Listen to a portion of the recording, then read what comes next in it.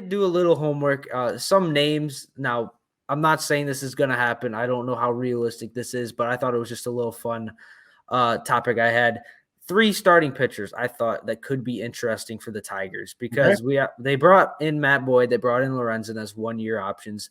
I don't think Scott Harris is going to be a guy that wants to sign pitchers to long-term deals like we saw him do in San Francisco. So three guys. Jack Flaherty, who is 27 years old, so will be entering his age 28 season next year. He's a guy that he's struggling so far this year. The ERA is almost at 5. Mm-hmm. If he's a guy that wants to take a 1 or 2 year prove it deal, come to Detroit.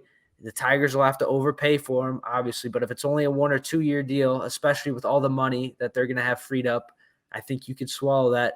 And he could be a guy, maybe that Correa deal where he had a 3-year deal, but he had an opt-out after every single year. Flaherty could come here, be that starting, number one starter for the Tigers, prove that he's back to what we knew he could be, which I think a lot of people think he could be a frontline starter, and kind of get that prove-it deal for the Tigers. I think he could be a pretty attractive option.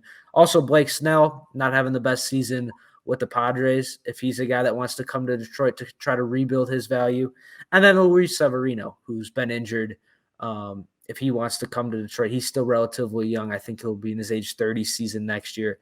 If he wants to take a 1 or 2 year flyer, rebuild his value on the market. So just three names I thought, because I think that's the type of pitcher the Tigers are going to look at. Probably not a long-term deal. It will be interesting. And Flaherty, I think his velocity is down. I'd be interested to know what his health situation is.